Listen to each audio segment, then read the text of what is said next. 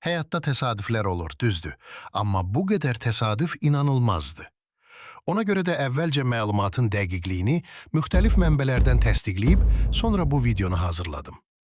Bu əkiz qardaşların adı Jim Lewis və Jim Springer'di. Doğumdan sonra onları bir-birini tanımayan başqa ailələr övladlığa götürüblər. Hər iki ailə uşağa Jim adını verib.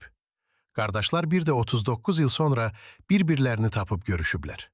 Amma həmin 39 il ərzində bir-birindən xəbərsiz olan əkiz qardaşların həyatında bunlar baş verib.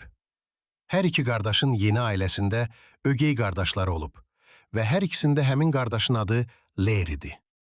Hər iki qardaşın uşaq vaxtı Toy adlı iti olub.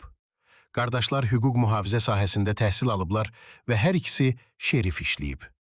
Hər iki qardaş Linda adlı qadınla evlənib və həmin qadından boşanıb. Təsadüflər burada bitmir. Davam edək. Hər iki qardaşın ikinci yoldaşının adı Betty'di. Hər iki qardaş övladının adını James Allen qoyub. Qardaşların vərdişləri, sevdikləri və sevmədikləri şeylər də üst-üstə düşür. Hər iki qardaş eyni marka siqareti çəkir və eyni marka içkini içir. Bu qədər təsadüf adamı şoka salır. Təsadüf, yoxsa simulyasiya? Bəlkə genetika? Bəlkə bütün bunlar əvvəldən qurulmuş gizli bir testdir. Ya da tamam başqa bir cavabı var? Mənim cavabım yoxdur.